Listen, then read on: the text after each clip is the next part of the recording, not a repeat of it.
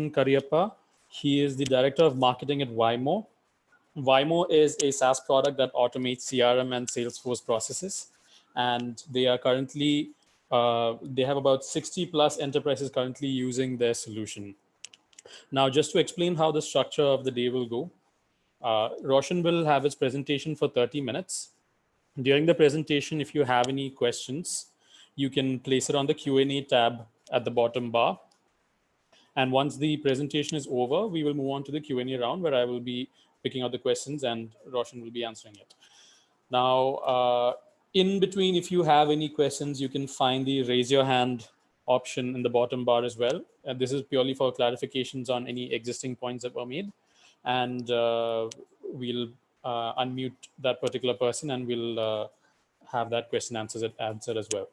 Now, without much further ado, I will hand over the stage to Roshan. Roshan, please begin. Hey, thank you so much, Parag. Thank you for that introduction. Hi, everyone. Hope you're all staying safe, doing all right. Hope you found that, magical balance between cooking, cleaning, whatever else you have to do, and your startup, work like customer calls or presentations and etc. Interesting times, definitely, right? So marketing in a crisis, you could look at it a couple of different ways. You could look at it as marketing in the times of a crisis and marketing being in a crisis, right? So what I'm going to try to do is try to give you some positivity and some optimism on, how you can find opportunities in this crisis, right? I'm going to focus on principles and strategies mostly, right? Because I do feel that it's extremely contextual and tactical stuff might be misleading. You could reach out to me one-on-one, post this presentation and talk to me about any of those things. I'm happy to understand a little more about your business and try to help you out. Also, this Sunday, I will be doing a webinar on how to build your B2B marketing function. That could be relevant to a few of you as well, right? So let's get started. So what we learned today is, what changes and what doesn't, right? And you will see that more things remain constant than more things changing at this point of time, right? And I'll explain why that is the case. You'll also understand how a few of these opportunities can be leveraged if you kind of put your head down and execute strategically. And also, another important thing is to not be too affected by the crisis and come out of this unscathed, so to speak, maybe come out of this stronger as well, and definitely not be under leveraged whenever this time is passed, right? So before we begin, just a few housekeeping things. As I mentioned, your mileage may vary, right? Marketing is extremely contextual, right? What is very relevant for Vymo or for another startup may not be relevant for you. Nothing is gospel. Please filter everything that I say by relevance, by priority, by where you are in the journey itself. Feel free to discard anything that I say. Nothing is sacred, as I mentioned, and I'm happy to understand a bit more about what you're going through and specifically offer any advice that could be helpful. And as Parag mentioned, let's keep things conversational. I mean, I don't want this to be a one-sided presentation as such. Shoot any questions that you might have. I can take that up now or at the Q&A section in the end. Okay, so why me, why now? This is something that I try to address ahead of every presentation, just to set the context in terms of my own experience and how it kind of lends itself to everything that I'm talking about. I've done the 0 to 1 journey multiple times in my life over the last 12 years. So I've built product and marketing teams. So I've seen things from different perspectives. I've gone through some of the things that you are going through right now. And I've been an entrepreneur. So before Vymo, I headed a company called Wolf Labs. We were around for about 4 to 5 years, built very cool tech applications for startups and businesses alike. And I've seen what it takes to kind of optimize for the business. So to me, to that end, marketing or product or whatever else function is a means to the end. So I don't get too hung up on anything at all, unlike a few conventional marketers that I know of. right? So I can think from an entrepreneur perspective, and also purely because of the kind of opportunities I've had to look at things with fresh eyes a lot of times, right? So which meant a lot of work, but which also meant that I've had to experiment, iterate, learn on the go, and kind of figure out why certain things have to be done at certain points in time, right? And most importantly, for sake of this presentation, I've also lived through a crisis before. So 2008, I was a sales guy in 2008. Can you believe that? So I was selling recruitment services when companies were downsizing wholesale, and I can tell you those were interesting times. I don't like to compare, crises as such on, in terms of how bad things were. I mean, I'm sure there are objective ways to do that. And why I say that is because, I mean, for someone who's living through it, I mean, it feels real, and it doesn't really matter, the scale or difference between something else. But I can tell you that I've lived through the crisis, and on hindsight, I do feel it's something that there is an opportunity to learn and grow, right? So on that note, I just want to ask you guys, maybe you can put this on chat or whatever. Who was working in 2008? Were any of you working, or sort of, We'll run a poll on this one. Yeah, I think Parag, you could run a poll on this. Yes. So while you see a poll on your screen, let me just quickly define what a crisis generally means. So there's an economic slowdown, which means key indicators like income, productivity, employment slows. Okay, you should see a poll on your screen. Yes, the poll's live right now. Yeah. So all of these economic indicators kind of drop, and then there's a lot of fear, uncertainty, and doubt in the market about everything. So budgets get frozen, activities don't continue as planned, and so on. And the third sort of heuristic principle that I've realized is people tend to discover Taleb. I'm not sure how many of you know about Nassim Nicholas Taleb. He's probably one of the greatest modern philosophers of our time. And he came up with this concept of black swan. I highly recommend that you read his books. They are a guide to possibly everything from life to marketing. So they realize they sort of rediscover Taleb and black swan in these times of a crisis, right? So this is how I kind of know that it's a crisis. Parag, are we done with the poll? Do we have results? No, not yet. You can continue. Okay. All right. So you will prompt me when the poll results are due, right? Yes. Okay. Super. So this is a Taleb quote, and you will hear me quoting Taleb a few more times along the presentation, right? Rather than look for patterns, learn to ignore things that are not useful, right? And there's a lot of wisdom in that. Okay. So you will hear plenty of things on how certain patterns add up and why this is natural and this and that, and you have to do X, Y, or Z. But to be really honest, I don't think 99.99% of the people, possibly me, know what's really happening, right? Why possibly? I mean, definitely me, right? And I think much as you listen to a lot of the advice, I mean, it's important for you to understand what is useful to you, what is relevant to you. Take only that data and that information to kind of live your life, right? Parag, do we have the poll results? Just give me one more second, yes? All right. So should we wait, or shall I continue? Okay, I think we have the poll results. Yes, we have it now. Okay, so I think it says 34% of you were working in the last major crisis. That's more than I expected, to be really honest, right? And 66% of you are seeing your first global crisis. Okay, so that kind of sets the context for the rest of the presentation. So for those who are working during those times, you will relate to a lot of things that I said, right? And for those of you who are seeing this crisis for the first time, you will discover certain things that have happened before, right? moving on. So I just want to share 8 lessons that I've learned from the previous crisis, right? And what you could do possibly. So let's start with the first one. Now you might be seeing a lot of content on how this is the new normal and somehow the world has fundamentally changed. But I hate to break it to you that this has happened before. Okay. In fact, I mean, it happens every 8, 10 years, maybe 12 years.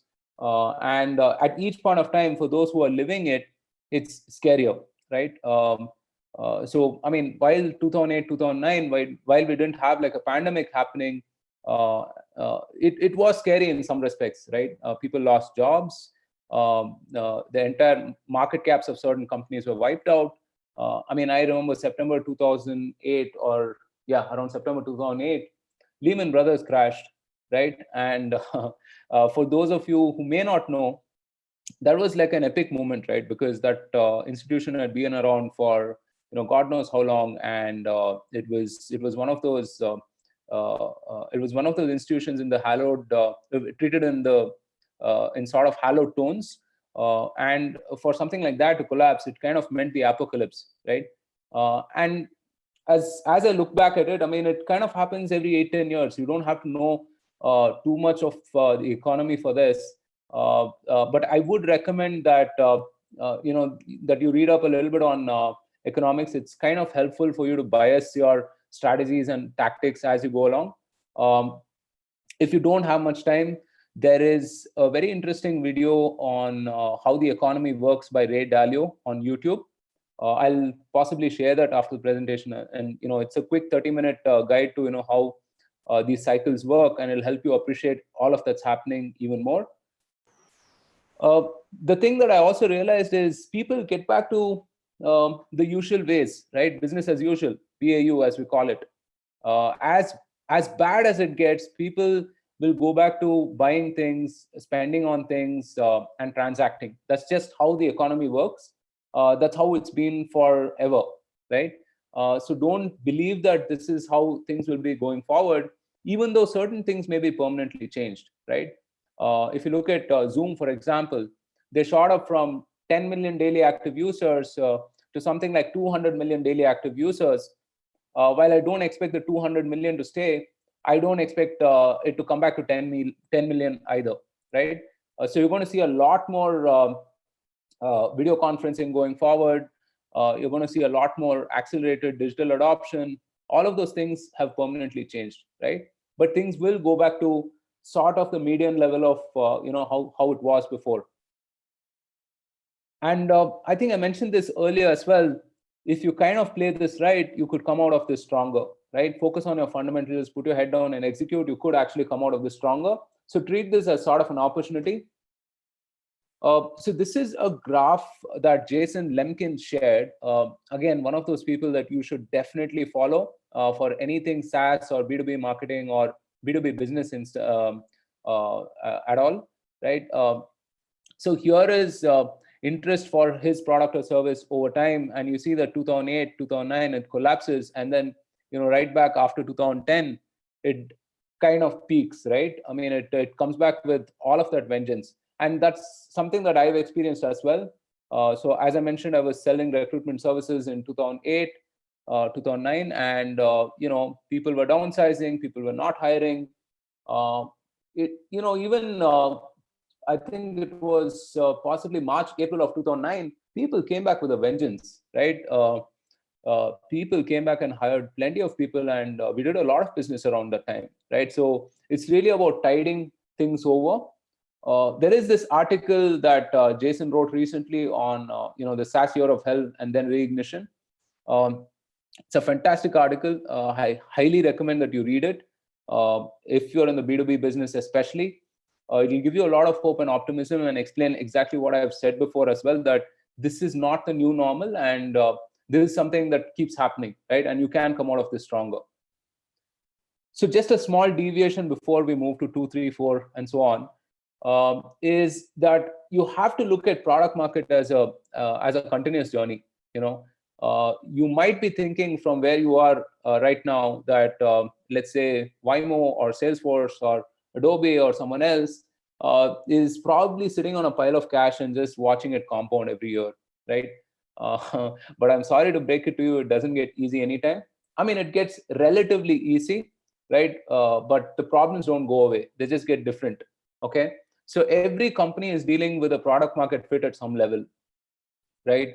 Either you've launched more product, more features, use cases, solutions, etc., or the market context has changed, or there are some externalities, right? So like the crisis that we're seeing.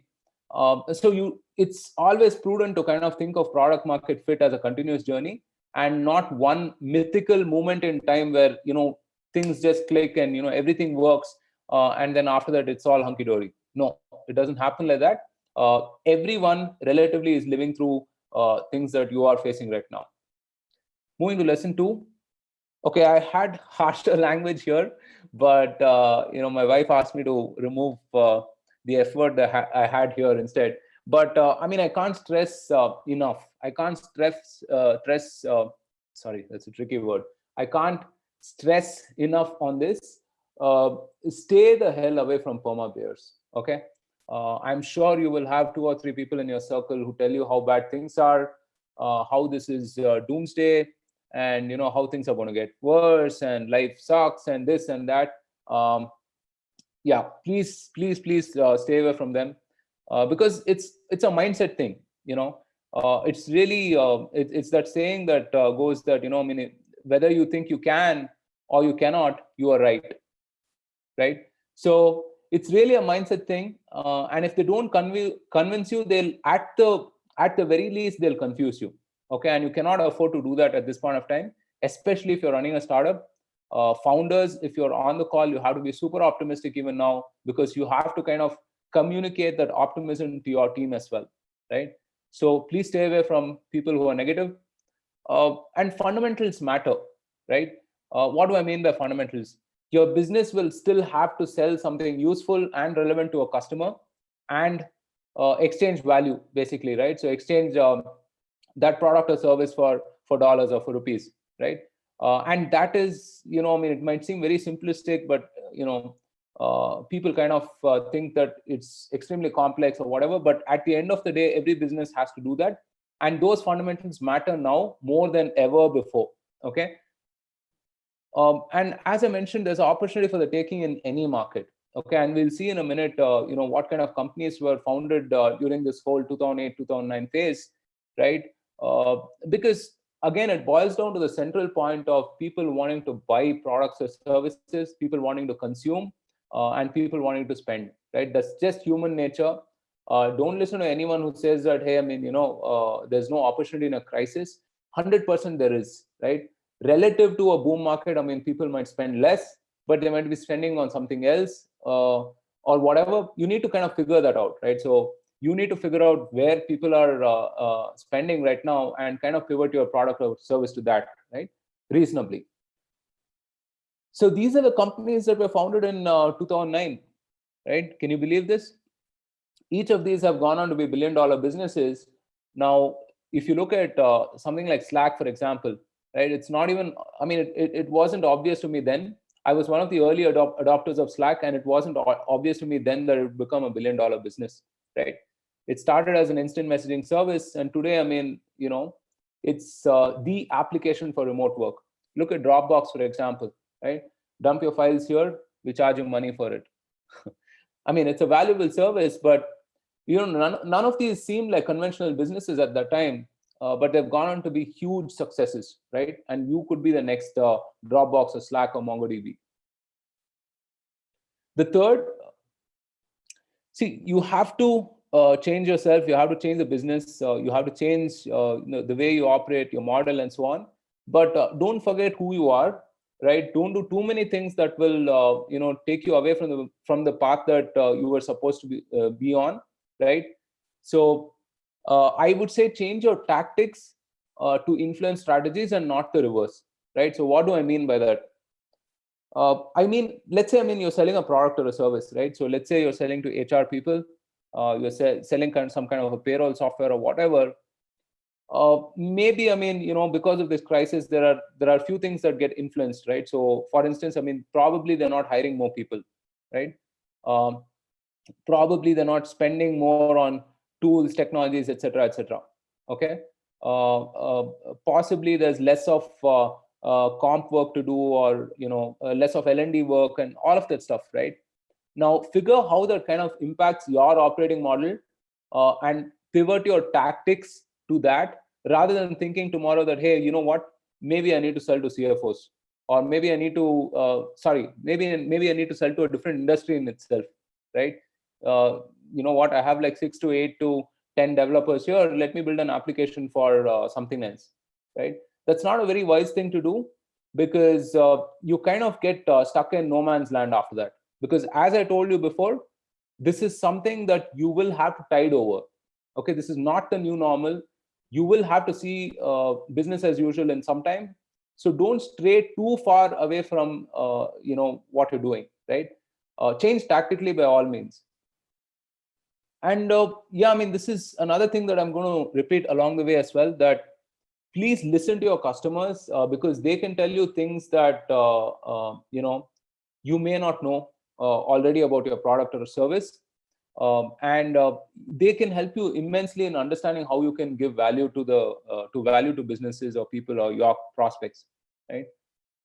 And beyond marketing, just it's an opportunity to be truly impactful. Can you create a community, for example, to those HR people that you're selling to? A friend in need is a friend indeed.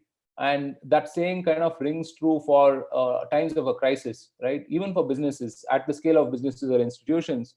If you are relevant to your customers at this point of time, if you are relevant and useful to your customers at this point of time, trust me, people do not forget that, right? So can you build a community around things that people are talking about, things that people are concerned with? Something to think about, right? I'm sure some of you would know this. So look back at 2008, 2009.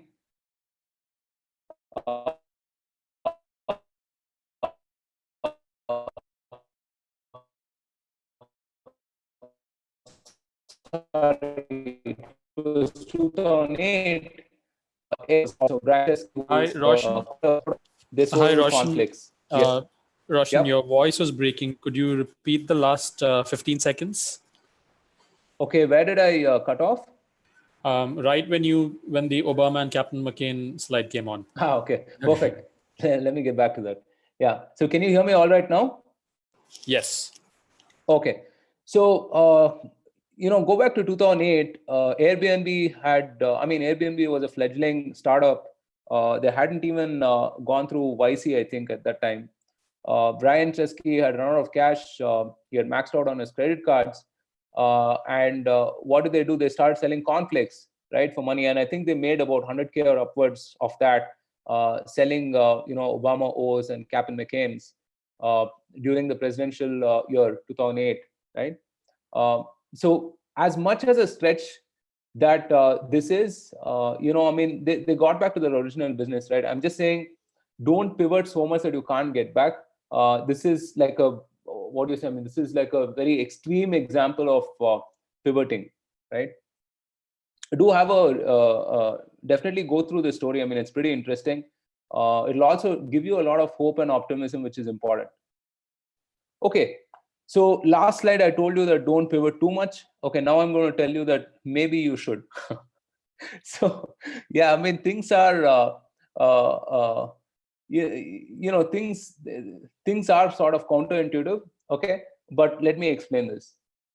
See, maybe you sell to HR people, okay, and maybe they are your primary stakeholders, primary audience during the usual business as usual as such, okay. But is there someone else in the organization at this point of time who could be more relevant, right? Let's play that same example out. You're selling HR, you're selling payroll software to HRs, right? But let's look at their organization, for example, right? So obviously they've been hit. The CFO is tasked with cutting down costs, improving profitability. The CIO or CTO is tasked with helping people continue with business as usual because of the lockdown and so on. He or she has to figure out how to operate in this remote setup, right? are there other stakeholders who would be a better fit at this point of time? Is there something from a business continuity perspective that you could offer to a CTO or CIO who can then, take it to his HR head and say, hey, you know what, this particular application X, Y, or Z seems to be doing this. Why are we not adopting this? Or is there something you can offer to the CFO who can then go on to say to the HR that, hey, you know what, this particular application is cheaper, seems to do all of the things that we want, and seems more valuable. Why don't you use this, right? If anything, these stakeholders can be a hook into the organization, right? Just something to explore. So we spend about 40% of our marketing budget on events, 30 to 40% of our marketing budget on events at Vymo. Last year, we did about 35, 36 events. What are you going to do now, right? People aren't meeting physically. What should we do now? So what we have personally done is pivoted to digital on a few different things. And we are waiting to see, once this time passes, let events resume, and then we'll go back to business as usual, right? But then, obviously, there's a chance for you to kind of look at other things that are more relevant right now. It could be webinar, it could be digital, it could be social media, it could be things like community engagement and so on.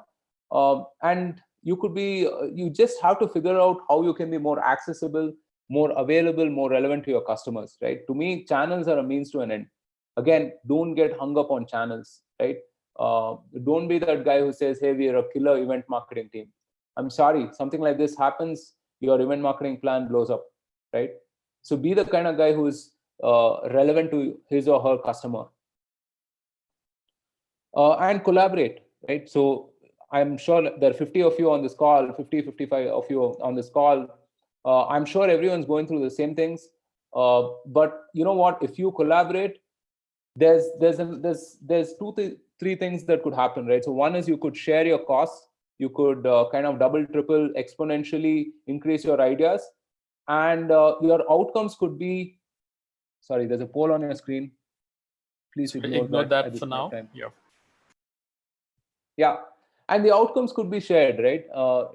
When I mean shared, it could still be relevant for you, right? So feel free to reach out to your competitors. First of all, I do believe that there are very rare cases that someone is actually competing with you. We can talk about that separately, but be open to collaboration. Figure out new ways to partner with people, right? So it seems to me that online behavior, behavior has shifted more online. There are some trends that are happening on that. That's good to keep a close watch on. People are at home, they're spending a lot more time on the internet. CPM rates have come down, and there's a lot more scope to do things online and digital. Do check out all of those things. I'm sure there's plenty of content available on the internet for that. And something that I spoke about earlier as well, related to 3 and 4, is don't be afraid to pivot your positioning, right? This is possibly the best time to do the whole jobs to be done exercise. Now, if you're not aware of this concept, please read it. It's an extremely powerful concept and primarily used by product teams to figure out what kind of features they should add to their product, right? Simply put, if a person buys a car, he may just want to go from point A to point B, right? That is a higher purpose for him to buy a car, right? So figure out what the higher purpose for your customers and prospects is, for the to sort of use your product or service. What is the higher purpose, right? And can you serve that purpose more effectively? As I said earlier, you can also start, the best place to kind of start this is to talk to your existing customers. Talk to your existing customers, see what kind of upsell, cross-sell opportunities are there with these customers, and figure if you can kind of extend this to other prospects, right? Is there a greater market for that? And in this back to basics, back to fundamentals kind of an environment, you're way better off selling painkillers than vitamins, right? What do I mean by that? Sell something that people absolutely need, cannot live without, than something that is a nice to have, than something that people invest when they have a lot of prosperity or money or whatever, right? And you don't have to worry about this because, remember I mentioned Slack earlier, right? Slack to me that time was an instant messaging service, right? That's about it. It was beautiful. It worked really well. But then, I mean, today Slack is the application for remote work, right? Now, this could not have become a vision, in 2008 or 2009. But don't be afraid of that, right? And figure out how your product and service can be a painkiller. It takes time, it takes effort, and sometimes it takes externalities like a crisis to trigger that. The next thing, most important thing, and something that I would say you should do anytime, any day, is that you have to sweat every lead and opportunity, right? What do I mean by that? I mean that you need to have a proper cadence with your sales or with other teams that are working on this lead to figure out what the hell is happening, right? When a lead flows into your system, what is it that's happening? Don't treat it as a number that you can just report, because you guys are entrepreneurs, you guys are founders, you're early stage marketing guys, right? You cannot think like a typical marketer and say, hey, you know what, I'm doing 30% increase quarter on quarter on leads. It doesn't matter at all, right? It only matters what happens to that lead, right? And you have to figure a way to kind of have these conversations with your sales team, with your extended teams, to figure out how you can optimize on sourcing and engagement. And related to that, it means that you might have to chase every lead, right? Nurture every lead and opportunity. Don't ignore it. And so the other thing is, the impact of lead gen, especially in a early stage environment, is sort of a fat tail distribution. Okay, what do I mean by that? I mean that let's assume that you're generating 15 leads every month, or 20 leads or 30 leads every month, right? Now, some of these months and some of these leads, they could be extremely valuable compared to the other, right? So you may not get the 10 rupees or sorry, I mean that whatever it is, that X amount of revenue on a monthly basis consistently if you generate X amount of leads, right? Because it doesn't work like that. You don't know who your ideal customer persona is at this point of time, or maybe there are too many different personas that you're looking at, etc., right? So at this point of time, it's perfectly fine to do things that do not scale. What do I mean by that? I mean, go and talk to the person, right? Don't be the kind of guy who sends 3 emails and forgets it, that hey, I mean this didn't work, or it went cold, or whatever it is, right? If if you know the person, reach out to the person one way or another way. Do things that do not scale, right? You don't have to do that for all 100, but do it for 10. It doesn't matter, right? It's perfectly fine. This is another point that I want to reiterate again, which is start with your existing customers, right? So the thing is that you might have sold something to these customers, right? Figure out how they're spending their money. What is it that they're spending on right now, and figure out if you can kind of expand your product or service to go beyond what you're selling to them, and be a little more relevant. Again, I mean, even if you do this incrementally, right, there's a lot of value that you can deliver. Okay. So what does this mean? This means, point number 5 or 4, it was, where you map new lines of businesses, identify new stakeholders, identify new needs, new requirements, and see how you can be relevant for them. At the very least, if you focus on your customers right now, you can generate a lot of goodwill, right? This could be, at the very least, it could be referrals or testimonials or case studies or webinars, whatever it is, right? And here is a testimonial that we did recently on Zoom. So we literally switched on video and said, hey, you know what, thank you so much for saying all those nice things. Could you say a few nice things on camera, right? And boom, we have a testimonial, right? If it's not too long, do we want to quickly play it? I'm afraid you can't play this, right? But I can link to it later. No worries. Yeah. So the last one, last lesson that I'm going to give you is, something which is super important, which is that every company is a media company right now. Okay. What do I mean by that? I mean that you can broadcast your message to literally anyone in the world. Okay. These are fantastic times. You don't need to go through a Times of India. You don't need to go through Radio Mirchi, or you don't need to go through any of these channels, right? You can be your own channel. So why don't you start podcasting? Why don't you start writing, blogging, all of those things, right? And it's your job. I mean, I see a lot of founders here, but even marketers, right? It's your job to kind of engage every stakeholder that's relevant to you. Okay. whether it's your users, whether it's your buyers, whether it's your prospects, whether it's your employees, whether it's your peers, whoever it is. It's your job to kind of engage with them, be relevant with them, right? And collaborate with each of the other functions within your team itself, right? Talk to the sales guys, ask them, what are the customers saying? Talk to the customer success guys and ask them, what are the customers talking about particular needs, or how the organization is responding to this crisis, right? Talk to the product guys and figure, hey, is there something that could be more relevant right now, right? Can we reorder things in our roadmap that could be more relevant right now? And as I mentioned, broadcast to the world. Don't be shy. People tend to underestimate how useful they can be, right? Don't be shy. Put out content in the world. Iterate and learn. So this is something that we started doing recently as well. So up until Jan or Feb of this year, we hadn't done a single webinar. And since then, we've done a webinar, like an open demo every week. Okay. And to me, that's a no-brainer, because let's look at one webinar that we do, right? So one webinar that we do is one video, one podcast, which can be broadcasted on about 8 or 9 different platforms, right? It could easily end up being a couple of blogs at least, right? Plus you get all of these guys who sign up for this webinar, who can then be nurtured into prospects and customers. So there's plenty of things that one webinar can give you. Okay, so I would say try to focus on that. Try to be more extroverted, so to speak, in this kind of a environment. Okay, so with all of these 8 lessons, I'd like to end with a case study that could be relevant for you, right? We launched something called the work from home product at this point about 10 days back, 10 to 14 days back, and it was basically responding to this reality, right? So Vymo was extremely proactive. The leadership was extremely proactive in understanding that, hey, I mean, this is an unusual thing, right? This is a pandemic. We were one of the first people here to shift to a work from home setup, right? We responded fairly quickly on the employee front, on the product front, and so on.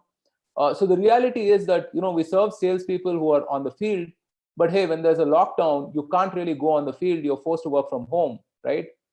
But also, if you look at our product, it's what we call a personal sales assistant. So it's a mobile-first application that captures all of your sales activities, learns from this data to figure out, what your top salespeople are doing, and then nudges salespeople or coaches salespeople along the sales process to improve their outcomes. So this is in a nutshell what Vymo does. And we take pride in the fact that we're mobile first, and it's important for us to be mobile first because our salespeople are, on the go salespeople. They're on the field, right? But that also means that they are not dependent on desktops. Okay. From a messaging perspective, at this point of time, it's more important for us to seem desktop independent than mobile first, right? Now that's the same thing. It's essentially the same thing, but you're saying it in 2 different ways, right? And plus we added a bunch of these features like video conferencing, like cloud telephony, and so on, that made it extremely relevant for this environment, right? So we had some tremendous success on this. So we got 60 plus responses. When I say responses, I mean these were CXOs of some of the largest financial institutions in Asia reaching out to us and saying, hey, this sounds interesting. Please show me a demo. I'd love to talk to you about this, and so on, right? 60 plus responses. In my 3 years of being in Vymo, I haven't seen that, right? I haven't seen that kind of a response to one single campaign, right? We had about 120 plus signups for a demo and webinar. We had about 20 plus good warm leads from this. And this is at the height of the crisis, right? So which is why I'm telling you that there's huge opportunity for the taking. Don't ignore it, right? So this is a PR release that we put out on our work from home solution. Do check it out. It's pretty interesting. And if you know a large financial institution that can use it, please send it to them. Okay, so we are at the end of my presentation. I'd like to check with you guys how you're feeling right now. Are you more optimistic right now? Parag, do you want to? Yes, we will be running a poll. Yes, we've got a poll live. So while everyone's just working on that poll, Roshan, is this are we ending now? Yeah, we can take a few Q&As right now. Yeah. We can do Okay. Q&As right now. Great. So everyone who's got a question, please put it down on the Q&A button on the bar below. All right. And in that, and I will be reading them out as they come in. Now, in that time, I think I'll just take this opportunity to ask a couple of questions myself, uh, maybe going Yeah. backwards, right? You've talked about how mobile first worked for Vymo, moving to a mobile first strategy. Do you see that happening across multiple digital businesses, across the digital spectrum right now? See, mobile first is a kind of a reality, right? So it's not a nice to have. People, I mean, if you look at it, there are like 15, 20 million deskless sellers, right? When I say deskless sellers, these are your people who are on the ground meeting people, Right. meeting customers, and so on, right? Right. And given this whole COVID setup, there's going to be more of an emphasis on remote teams, right? Like as Okay. I mentioned earlier, I mean, there are some things that will change. Okay, I mean, our company itself, I mean, we're about 250 people at this point of time, and all of us are operating remotely. There are some things that will not change. I mean, Right. for example, I will use Zoom a lot more right now, and if that means that I can be efficient, so be it, right? So these things will not change. And mobile first is something like that for me. It's a it's a paradigm that has already shifted, right?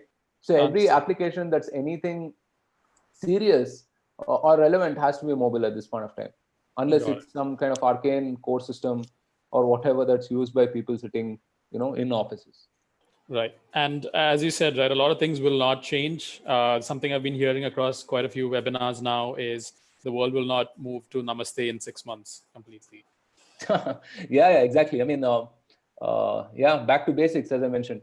Yeah. I think the poll's live now. I mean, you've got Wow, the results. that's a fantastic number. So that's like 96% people are more optimistic now than before the presentation.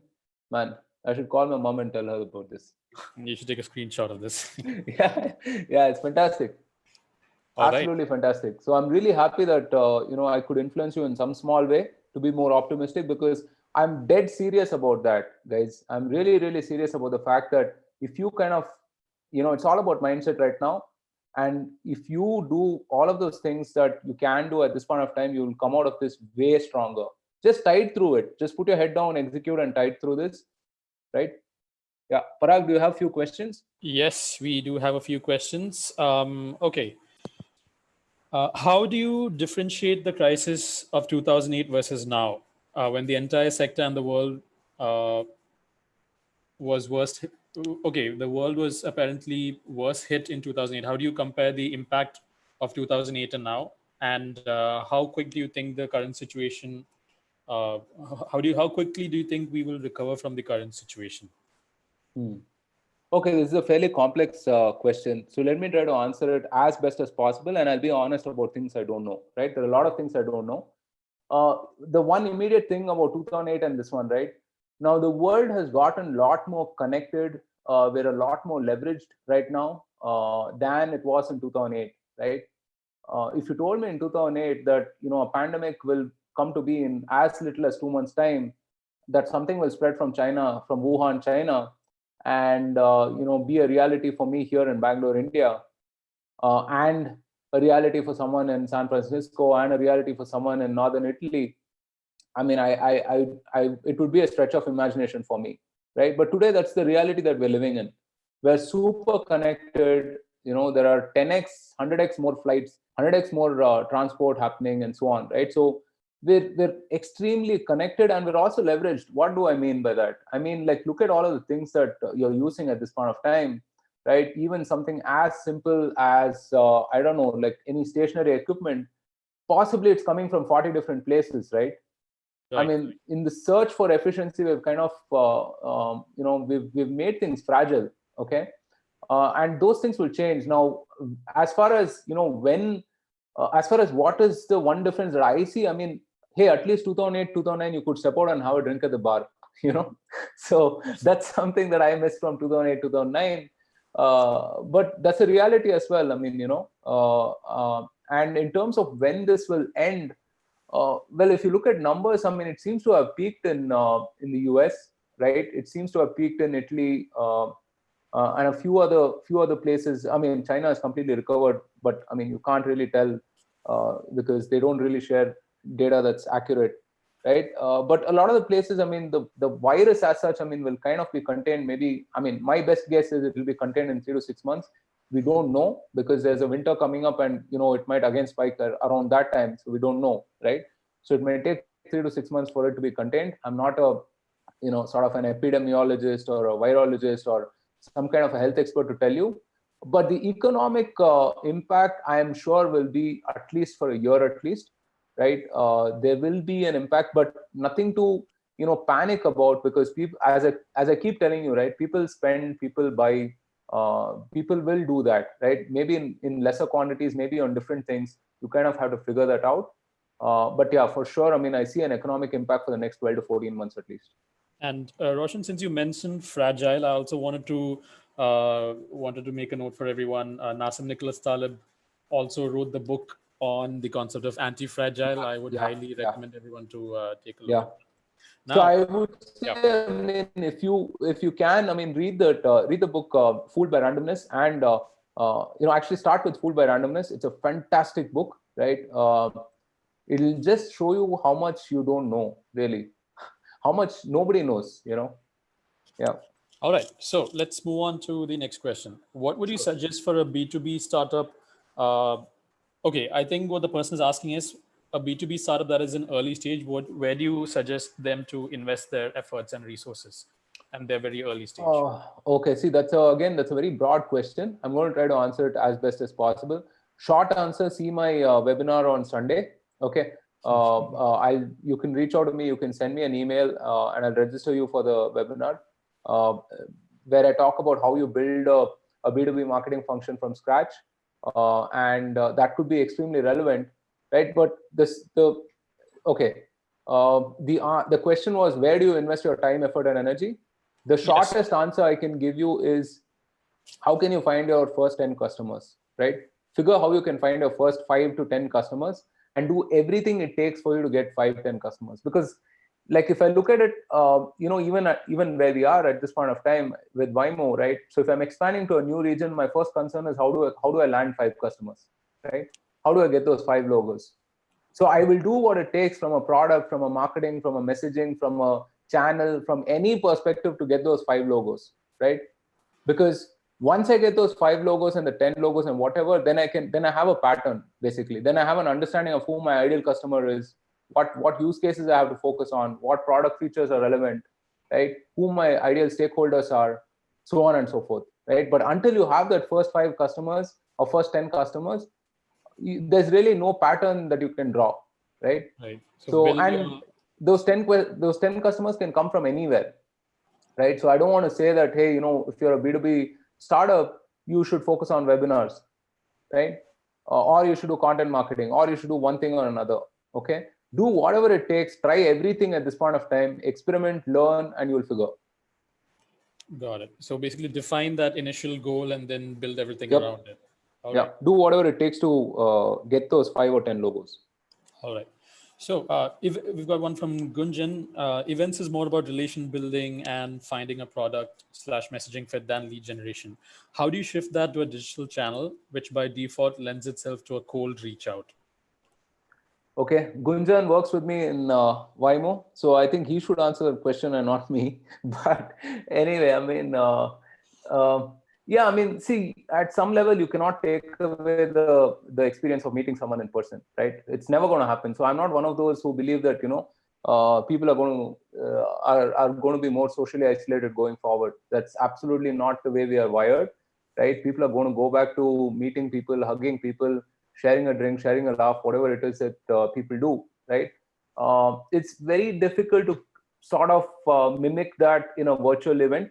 Okay, so 2 or 3 things I would say is that, be real, right? People tend to put on certain things, put on certain, or project more, digitally than in person. So I would say, be real, keep it real, be honest, be open with your attendees for that particular virtual event, right? And nurture these guys and be relevant. Don't just be that guy who kind of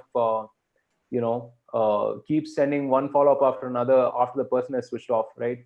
Um, Figure how you can be relevant, um, and physical events are a great place to learn how people behave, actually, because you imagine a physical event. I mean, if I were to start a conversation with someone, I need a proper hook. I can't really go to that person and say, what, Vymo is a Salesforce automation solution. You should use that.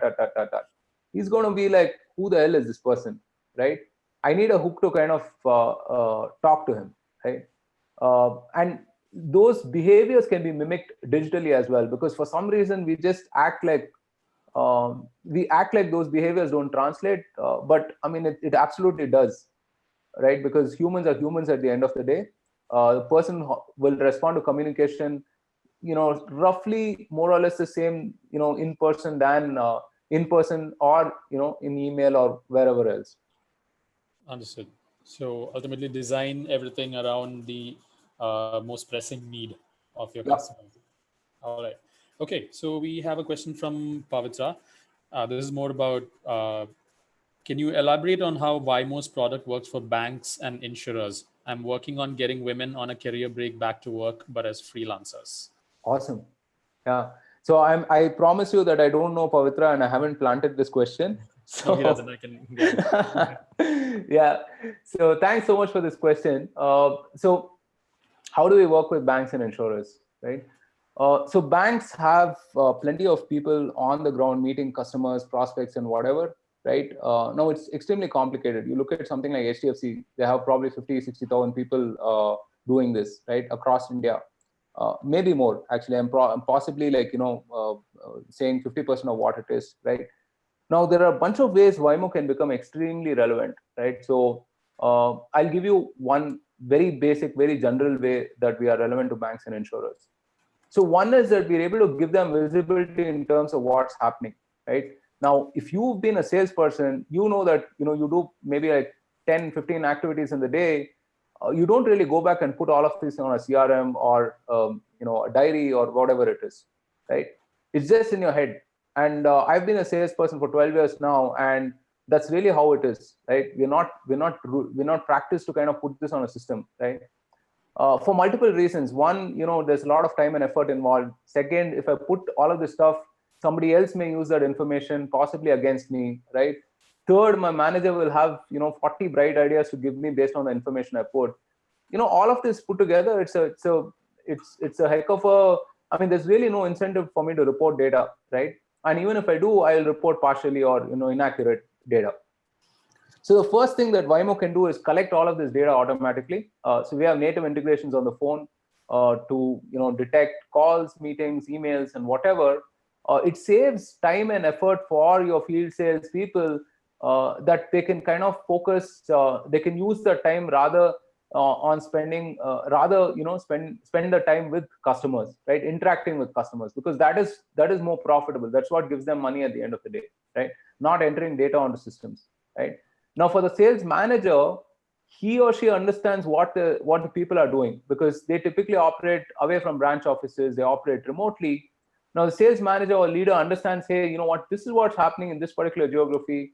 Here are the customers being engaged. This is what's happening on the outcomes front. This product is selling, etc., etc. So that's a huge amount of visibility, right? So that is the first aspect of things. And the second is we lend a lot of control in terms of influencing these sales outcomes. Okay, so activities drive outcomes. So what we can do as Vymo is basically give next best actions after every activity has been completed. Okay, so maybe the salesperson called a particular customer. Vymo can immediately prompt in the moment that, hey, you know what, you called this person, maybe you need to send this document or this email to that person, right? Or maybe you need to update status of this engagement here, or maybe you need to set up a follow-up action on this, something of that sort, right? So it can prompt next best action, and it can improve compliance on those things.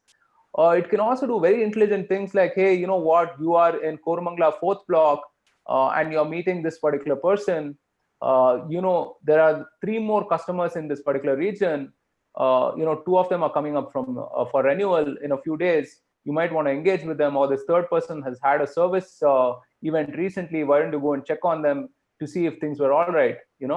Bunch of these kind of intelligent nudges and intelligent coaching interventions can happen to help these salespeople, improve their outcomes. Because see, sales is an extremely difficult function. Okay, really, really difficult, and the knowledge is kind of concentrated. And if you take any sales org, it's about 5 to 10% of the people who are getting 100% of, literally 80-90% of the results. Okay, so that whole Pareto rule is sort of very, very skewed in sales. Okay, so if you look at insurance, for example, it would possibly be 3% or 5% of the people who are selling 95% of the policies. That's just how it is. 95% of any product, in fact. Okay.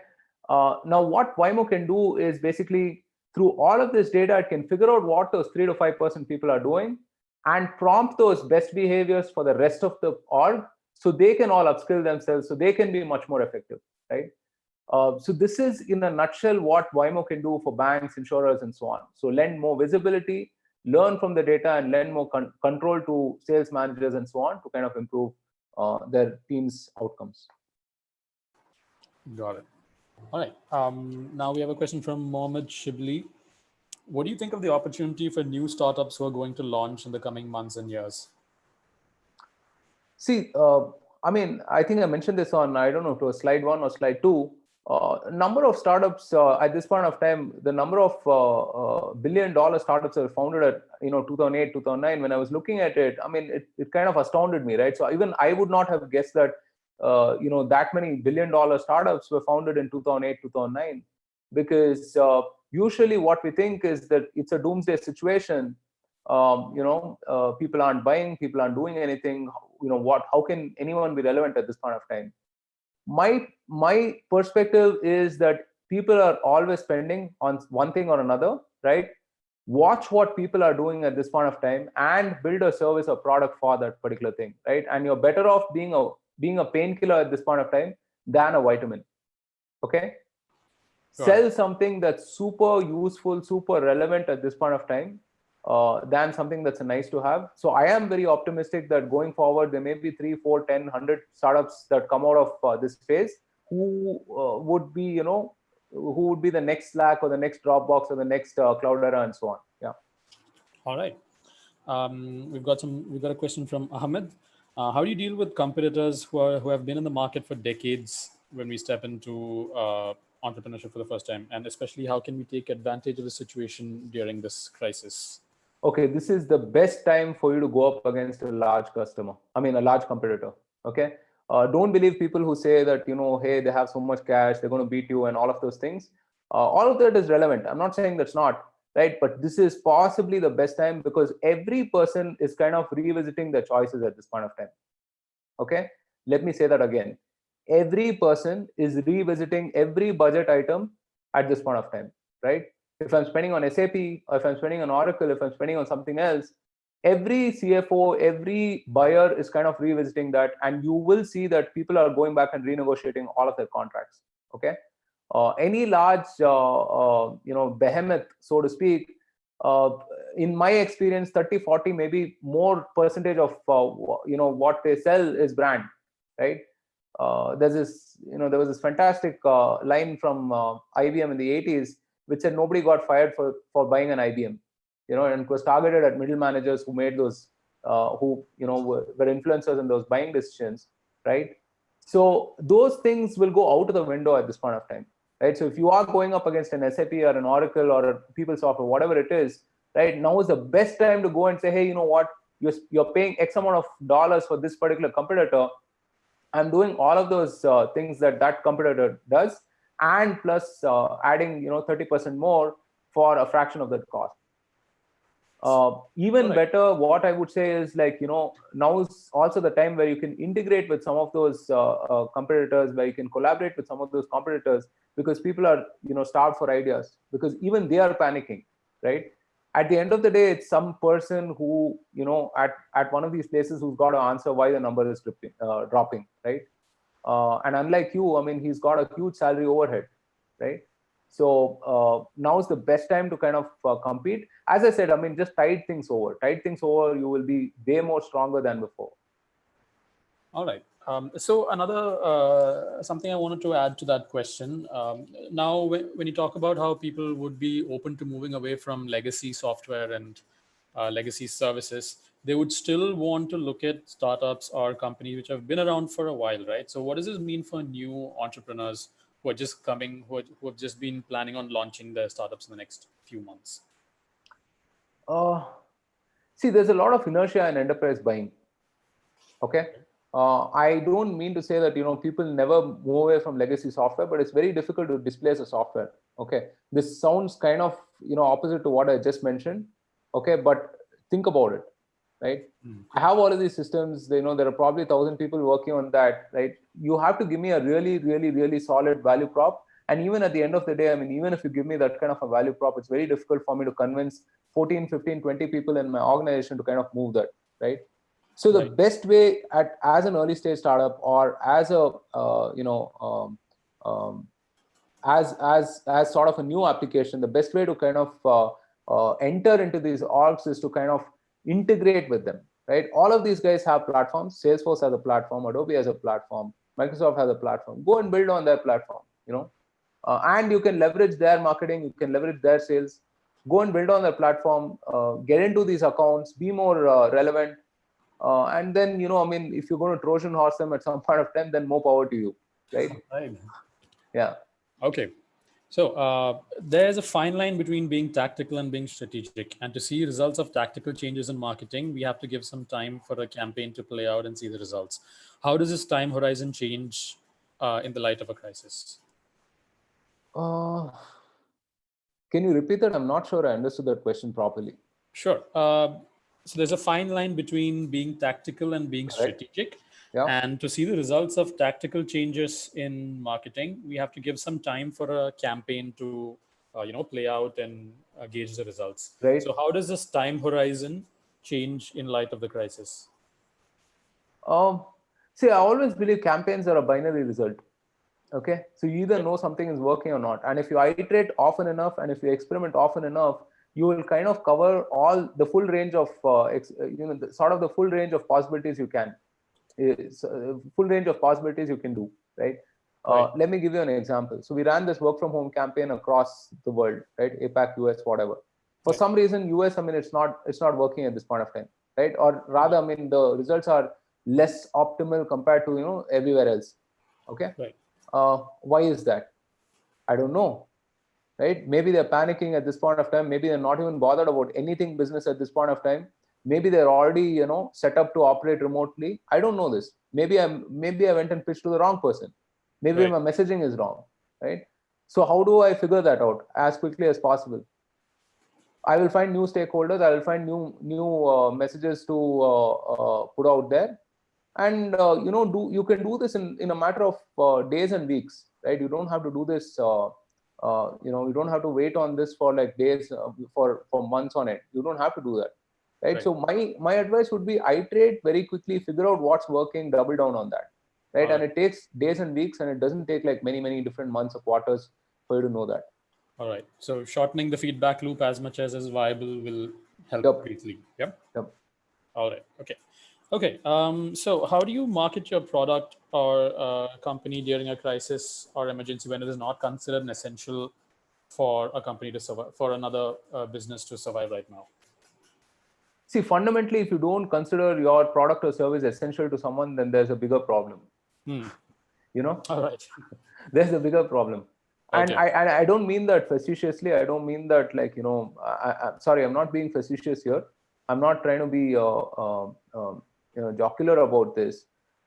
Every product, right? And I showed you the tweet from Jason Lemkin as well. Every product is essential at some point of time. It just hasn't figured a way to be essential. Okay. So Slack, for example, in 2009 was an instant messaging service. Okay.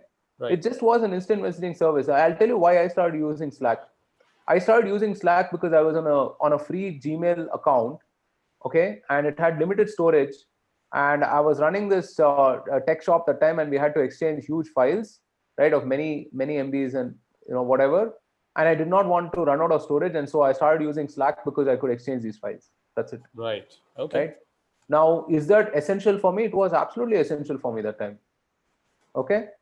But what about the messaging aspect and all that? That was nice to have. Got it. There are always things about your product. If I'm telling you, if you've had 10 paying customers, then there's something about your product that's essential. Got it. Because you cannot convince 10 customers or 15, 20 customers, 10, right? 10, you cannot convince 10 customers who don't know you, by the way, right? Not your friends and family who you kind of convince to, fund your startup, so to speak, right? Not those kind of guys. If you have 10 customers who are paying you at this point of time and you don't know them personally, right? Then your product is essential to them. Absolutely essential. Just figure out what they're using it for. Do that whole jobs to be done exercise. It's a fantastic exercise. It gives you an entire different perspective on why someone is using your product or service. And I think you've linked to an article over there on your slide. I can share this presentation after. I'll put it up on SlideShare. I'll put it up on LinkedIn. And so we'll people can definitely have a look at it. Yes. Yeah. Cool. Okay. So how does a newly founded company acquire customers during the current pandemic stage? And how does the customer mentality, how is the consumer mentality expected to shift after the pandemic? I think some of it's been covered, but okay. Yeah, see, it's been covered, but again, I want to reiterate that people are in a back to basics kind of a mental framework at this point of time. Okay. People will, spend on essentials at this point of time. Just figure out a way to be that essential product or service. Figure out, different people who may be relevant for you at this point of time. Figure out different messaging that could be relevant for you at this point of time. And it's a process of iteration, right? There's no one sort of a thing that I can give you at this point of time, like a Brahmastra for you to go and put out there, right? So I would say iterate, experiment, figure out, and you should be fine. Also, as I mentioned, since this is a 101 marketing kind of a question, the webinar I'm doing on Sunday will address all of this and more. Feel free to join that webinar, register for that webinar. I'll share a link with Parag after this, and you can even write to me, and so that webinar can address all of this in a lot more detail. All right. So, okay. So here we've got someone quoting Warren Buffett: "Be fearful when others are greedy, and greedy when others are fearful." In this situation, with the current pandemic situation, do you think it's acceptable to apply the above principle to marketing? Absolutely. Absolutely. So that's a fantastic quote. Because see, essentially what it's saying is don't follow the herd. You follow the herd because if you want average results, right? So if you're in a forest and you want to figure the best path to go on so that you come out alive, you follow the beaten path, right? You follow the path where 1,000 others have gone before, or the crowd in front of you is going before. That seems the path that you have to take. But if you're out in an open field, figure your own path, right? It's not the same thing. So, and Buffett's quote is iconic and legendary for the same reason, right? Yes. So I'm seeing a lot of growth stage startups as well look at this and do things that are blanket, very general things, right? Oh, okay, you know what? There's a slowdown. I should cut down on all my spending. Right. Why? Why should you cut down on all your spending? What if there's a golden opportunity right now? There's a golden goose sitting in front of you. Will you not spend on that? Right? People say don't hire people in a slowdown. But a slowdown is when you find your best people, right? If I look back at the kind of people that I've hired over the years, I found the best of the best people during a slowdown. Why? Because these guys would have gone into other places, during a normal year, but they're out there and they're outliers. So you can find them more easily at this point of time. So that's also why a lot of quality startups begin during a downturn, right? Because a lot of skilled people lose their steady jobs and then they start up. And any startup that begins right now, to quote Paul Graham, they have a higher chance of succeeding because to start in the current climate, they have to be crazy determined. You have to be resilient. You have to be absolutely resilient. See, again, the point is about essentials, right? See, imagine if you're relevant to someone in this kind of a scenario, right? If someone is willing to part with money in this kind of a scenario, then I mean, then imagine in a normal environment how much more money they will possibly give you, how much more important you are at that point of time. True. Right? So for a Dropbox, for instance, I mean, if someone was willing to part with, whatever it was, $10, $20 that they were charging during a downturn for space, right? Imagine how much more valuable that was after, right? And they've gone on to become $1 billion startups because of this, right? Because they started in the downturn, were able to do the hard work to convince people at that point of time to part with their money. So it kind of it's only easy from there, you know. Yep. Totally. Okay. So going back to your presentation, is that how you talked about how it's important to do outreach and establish yourself as a subject matter expert. Now, how much is that possible for a brand new startup? Okay, so let me take a step back and tell you that you don't have to be a subject matter expert. Right. Okay. Okay. The example that I like to give is that of Joe Rogan, right? Okay.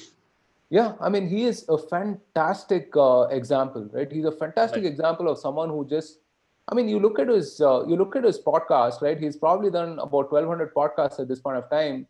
One day he's got like a MMA wrestler. The next day he's got a quantum physicist. The day after that he's got this hotshot investor. The day after that he's got this Elon Musk. technology entrepreneur or Elon Musk. I mean, I can bet that Joe Rogan probably knows about two or three things in life, right? He probably knows a thing or two about comedy. He knows a thing or two about fitness, Yeah. right? He's Maybe he gonna. knows thing or two about business or whatever, right? Entrepreneurship. Right. But you look at the range of people that he interviews, right? Right. And the reason why he is successful, the reason why people like to listen to him, is because it comes from a point of sincerity. He's Right. genuinely intellectually curious. So when he talks to someone, I mean, he's not a subject matter expert, right? But he knows just enough of the basics to prompt that conversation, right? So for instance, I mean, if you're selling to banks or insurers, as we do at Vymo, fine, you don't have to have like 25, 30 years of experience in banking, right? You Right. don't have to have that kind of experience to go and talk to a guy and try to understand from first principles, how customers are reacting at this point of time, right? Right. So don't be afraid to, again, I mean, something I mentioned earlier as well. Don't be afraid to, put yourself out there, because trust me on this, you are more useful than you think you are. You are more useful and more relevant than you think you are. Right. Okay. Somebody out there thinks that whatever two, three things that you said matters. Somebody out there for sure, right? Right. And that poor person will not get to hear you if you don't put stuff out. Got you it. know so at least for that person's sake, I mean, put stuff out. All right. So basically, be curious and do your research, do your homework. Yeah, I mean, I'm not saying like, don't be one of those guys who will go and ask like, questions like, hey, what is a bank to, some, or what are deposits and what is income and Right. stuff like that to Right. this one. Obviously, I mean, do a basic amount of reading, right? Have some perspective. Okay. Be humble enough to know that you don't know a lot of things, Right. and ask things in a sincere way. I mean, people generally, I mean, if you talk to experts, they're more than happy to share their knowledge and share their advice with people. I mean, at least the ones that I've seen, they're Right. happy to share these things with people because they feel like they're genuinely helping someone, Right. and Okay. it's that much more interesting for someone watching this or listening to this as well, right? I Right. mean, I don't know anything about quantum physics. I mean, not not to the level that let's say a physicist should know or whatever. But when I watch Joe Rogan interview a quantum physicist, I mean, it's such a learning experience for me, right? It feels like I'm on an adventure and I'm learning that you know and that's how it is when he interviews any of the other 1,000 guests that he's had on the show. Yeah. All right. I mean, that's heartening for me. So, okay. Hey, you're doing a fantastic job, Parag. Thank you. Yeah. Okay. So we've got one more question. You've talked about building a community of the customers that you have right now. Now, what do you talk? How do you tackle that from a perspective of a startup which has a few B2B customers, right? So they might Okay. not be large consumer customers, but a few B2B customers. How do you Okay. This is a communicate? fantastic question. Okay. And it's a profound question in many ways. In many ways, okay? Possibly, you haven't imagined how profound this is, but I'm going to tell you that, okay? Now, think of it as three sort of a shifts, okay? Three paradigms. Now, 1.0 was where you built something. Okay, now possibly, you built something and you have a few customers around you, right? That's I think that's what the person said. Yes. Right. Okay, that's 1.0. Okay. 2.0 is when you expand that audience, right? And when you start really listening to them and figure out, what is it that these guys care about on a daily basis? What are they eating, eating, sleeping, breathing? What are the pain points? What are the challenges? What are the things that keeps them awake at night? All of those things, right? Just be listening to them. 2.0, right? Right. 3.0 is when you build something or serve a product or something of that sort that you are indispensable to them. Okay. Today, Right. we don't think twice about, hey, should I use Gmail or should I use Slack or Dropbox or whatever it is, right? And it's that kind of evolution. It's really an evolution, okay? People are building an audience first right now and then building a product or service around them, okay? Right. And this happens more than people think it does, right? Because people tend to think of this as, some, arbit influencer on Twitter or whatever who has 10,000, 20,000 followers. And then, hey, he launches some kind of a drop shipping crap product the next day. And then, he's able to sell to 100 people. No, I'm not talking about that. I'm talking about even something like Salesforce, for example, right? Arguably the largest B2B community in the world, trailblazers, right? Think of the gold mine of insights that Salesforce is getting from the trailblazer community, right? You have possibly, I think, I don't know, 100, 200,000 people talking about B2B things there, talking about what's happening on a daily basis. I'm sure that they have a trailblazer community team of 40, 50, 100 people who are just looking at these conversations and forums every day and giving insights to product or sales or customer success or whoever it is, right? Right. Because think about the wealth of information that something like a Salesforce has, right? Right. And that's really what you should focus on. If you have those 3, 4, 5 customers, go and find the next few people who are relevant to you, right? And be useful to them. They don't have to be your customer at this point of time. They don't have to buy anything from you at this point of time. Just be relevant to them. Be around them. Build that community into 5, 10, 15, 100, 20, whatever it is, whatever number of people. Because see, again, in a B2B context, these numbers don't matter. Right. You don't need millions and millions of followers. You don't need that, right? So at Vymo, if we have 100 customers paying us $1 million each, we're happy, no problem.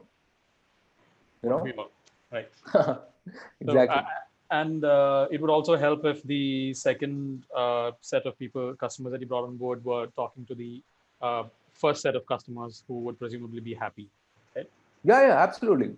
See, one of the things that I've realized from running communities, and I have some experience in this because right from 2008, 2009, I was focused at communities, is that more people are more alike than different. Okay. Right. There are more similarities than differences. Okay. But the differences matter. Okay. And you will not understand those differences unless you have everyone together, right? Because then you won't see it in contrast otherwise. Okay. Right. It's just a very fundamentally low cost, sort of a low, very counterintuitive thing to do, but then it pays extremely rich dividends. Okay. Because you're literally trying to articulate the voice of the customer with the customer. This is long term. Okay. Yeah. Yeah. And again, this is not something that will pay dividend to you right away. Okay. You can't be like, hey, I have 15 people, or it could actually, it could if you play it right. So one of the things that we're trying to do at Vymo is build communities around use cases. Hey, there's this whole merchant aggregation use case that we have. Can we build a community around that? There's a bank assurance use case that we have. Can we build a community around that? And ultimately, that's going to be a moat, right? That's going to be what prevents people from leaving you and going to your newer competitor. See, Salesforce arguably today knows more about salespeople than any other company in the world. Are they doing something about it? I don't know, right? They possibly could. They possibly are. But then, imagine the wealth of information, of data, of insights that you can gather from this community, right? They don't have to be your customers. They don't have to be your customers, you know. They can give you the data for you to help and find for you to find the next 10, 15, 20 other customers, you know. Right. They can help define your product and service. They can help you figure out what your roadmap should be like. And that is a super valuable service by itself. In fact, I'm looking to hire someone for this role. So if any of you are listening and if you know someone who is relevant for this, please do suggest someone. We're looking to hire a community marketer. Awesome. All right. So we've got two more questions. One is from an MSME perspective, not from a startup perspective. How do you overcome this whole crisis from a marketing perspective for MSMEs, or how can we reduce the effect? Because I understand where this person is coming from, because like startups, they don't necessarily have the online reach. Their customers may not completely be online. So do you have any See, SMBs are a tough market, man. I mean, I'll be really honest. I don't enjoy selling to SMBs at all, because especially in India, see, you put in maybe like twice the time and effort to kind of, or I won't say twice the time and effort. I mean, even if you put in the same amount of time and effort, that's so much less money, and that's a lot of pain at the end. Okay, because in India, at least, we have this habit of paying $100 and expecting like $1 million worth of value for that, right? He or she will feel like he owns you. Okay. Right. So that's the normal, typical SMB mentality, very proprietor driven, very danda type of work, right? And in India, especially, selling software to these guys I can't think of too many people that have done this really well. Like I can think of Tally, for example, fantastic company. Zoho, another fantastic company, right? Aside from that, I mean, I'll be hard pressed to find any company, any significant company that's done, very well, or like that's become huge selling to SMBs, selling software to SMBs, because it's a dogfight, right? And in a crisis, they are the first to churn, right? They may be easier to kind of convince, because hey, I mean, you can go and meet the founder directly. If he thinks that you are half intelligent, then he'll probably be willing to work with you. And unlike large enterprises where you have to kind of go through different functions, compliance, security, this, that, whatever, you can kind of wrap this up in a matter of days. But that also means that during this kind of a crisis, they're the first to not honor commitments. They're the first to churn, right? It's just a lot more stress. Okay. So if you are selling to these MSMEs, all of the principles that I mentioned does apply, right? Try to be see, people don't part with essentials at this point of time, right? They continue spending on essentials. Okay. So I am spending on food. I am spending on a bunch of things at this point of time, right? I'm even spending on supplements at this point of time. Right. Okay. So try to be that essential product or service for these people, and you should do fine. I'm glad you said that, because the examples you mentioned, right, with Zoho and Freshworks, I feel like a lot of why they became successful is because they replaced a very basic need of the business, accounting. Absolutely. So that was the first thing they started with, right? Yeah. And they made that easier. They made that a lot cleaner. So that's the whole reason they were able to run the SMBs. See, Zoho, for example, right? I mean, you look at software that they're kind of giving to these companies. I mean, it's basically a business in a box. Right. Right. I mean, it's tremendous value, and for like peanuts. I mean, it costs you a few hundred rupees, right? Or maybe $1,000 a year or whatever. And you have everything from accounting to HR to legal to, ERP to whatever it is taken care of. I mean, that's a fantastic product, fantastic value proposition, right? So, but they can afford to do it at a few hundred rupees or whatever it is at their scale. But someone like you, who is probably getting your first 10, 15 customers, cannot. Right. So would it be safe to say that SMBs would rather buy digital products that help their bottom line as opposed to their top line? See, everyone is focused on bottom line at this point of time. Okay, because that's again time, right? Just on the long game. Okay, so in a crisis, people do focus a lot more on bottom line. Okay, because I mean, obviously the business is in jeopardy. Everyone, even as a founder, you're looking at your zero cash day, right? You're looking at how much runway I have. How many days can I pay my people? All of that. That's just natural, right? You'll go and there's a very nice podcast of Chamath. who's the head of, who's the founder of Social Capital on YouTube. Right. I think the guy's name was some Pompiliane something, Pompliani or something of that sort. Okay. Fantastic podcast. Go listen to him. I got a bunch of insights from that as well, right? And he talks about how companies are right now reinventing their ledger, right? They're starting their business from scratch. Right. Okay, they're looking at every accounting expense from scratch and saying, hey, is this required for me? Is this required for me? Is this required for me? Okay. Right. So in that kind of a scenario, I mean, yes, I mean, if you have that bottom line focus and say, hey, you know what, you're doing this at some 100 rupees or some X rupees, Right. and I can shave off 30-40% of that with this, and we can go live in 3 weeks or whatever, people might be tempted to shift for sure. Right. Okay, that makes sense.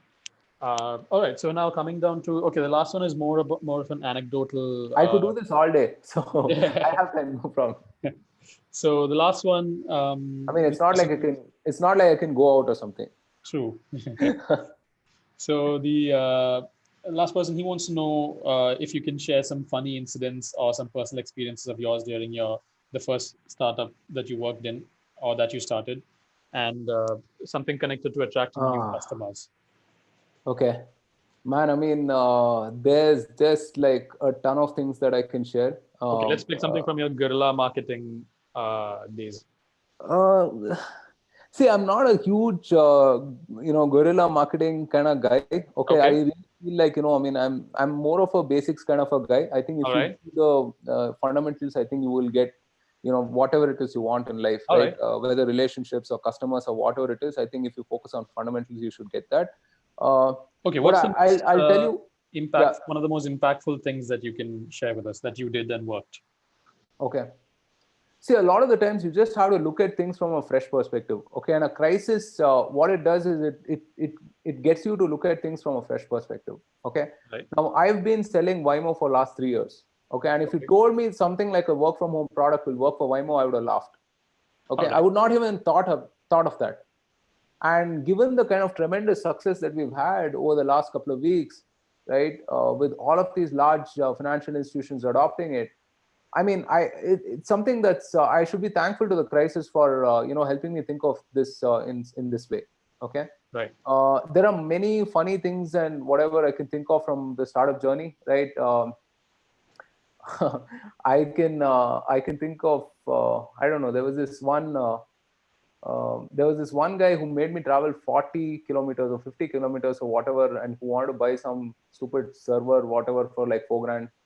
Okay. He made me stay half a day there and would not let me out of his office until he got that right. And at Right. one point of time I was like, uh, okay, am I going to make it out alive out of this alive or what, right? Because he literally would not, I mean, it was kind of like detention in school or something. He was like, Right. you stay here, you give it to me at this price, and you get it done right away. It was an uh, F&B customer. Yes, yes, yes. This is why Okay. I kind of hate these guys, man. I mean, I traveled 35, 40 kilometers to Electronic City early in the morning and, came back at 3 o'clock or whatever. I remember on my way, I mean, I was so damn hungry. I just stopped to eat a banana on the road, and I was just talking to my co-founder and saying, dude, what the hell are we doing with life? You know, why are we selling to this kind of guy? You know, Right. uh, Yeah. yeah, I mean, so there are plenty. There's a restaurant. There's the restaurant, breweries, whatever, where who are customers. I mean, I don't want to say these things online, but I'll tell you those after. Yeah, but Sure. there are I plenty, mean, man. I mean, see, the fantastic thing about running a startup is that your life is never not interesting. right. Okay, sometimes more so than required. Right. Okay, so it was great. I mean, it was 4 or 5 years of solid experience, and I look back at some of the things, and they've kind of molded me into the person that I am right now. And for everyone who's listening to this, right, treat your startup experience as something more than just a business. I mean, it's a means for you to find your higher purpose in life. Very, very, very few people are fortunate enough to kind of embark on this journey. Okay, you will be surprised how few of them, right? And I mean, I can think of my dad, for example. In the 60s and 70s in Bangalore, always wanted to set up a business by himself. and he didn't, right? And he regrets it even today. I mean, he says, hey, things could have been different, if I had done something else, right? And it's something that you don't want to live with. I mean, especially people of our generation, we are more prosperous than our parents. They had to do a lot of these sacrifices to kind of keep their families healthy, happy, safe, whatever. uh, we should take these experiments, we should take these leaps of faith, and do fantastic things. Yeah. Great. Wonderful, wonderful. And there were some fine takeaways from this session. Thank you, Roshan, for doing this. And how can everyone reach you? Okay, so again, I mean, thank you so much for putting this together, Parag. I really appreciate it. And I would love to be helpful to anyone and everyone uh, in this whole startup world, right? Startup ecosystem. And thanks for facilitating this. This was, I mean, there's this saying that, in teaching you learn and in learning you teach. Yes. I kind of believe in that. The more I talk to people, the more I learn. So people can reach me on LinkedIn. I can share this presentation with you afterwards, and probably you can share my LinkedIn ID with them as well. All right. So you can reach me on LinkedIn. I respond to every message I get on LinkedIn. You can also shoot me an email. My email ID is ckcariappa. That's ckcariappa at gmail.com. You could shoot me an email. I'm happy to talk to you. And if you want to, I mean, I post fairly often on LinkedIn and Twitter.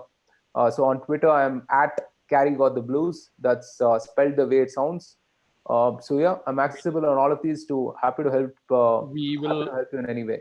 we will share all of these contact details via a follow-up email. And all right, so that brings us to the end of the session, end of the marketing during a crisis webinar. And thank you once again, Roshan, for taking the time to do this and taking the time to answer all the questions. We look forward to interacting with you sometime very soon. Sure. Thank you so much. All right. All right, Have a have good a good day. afternoon Stay and safe. stay safe.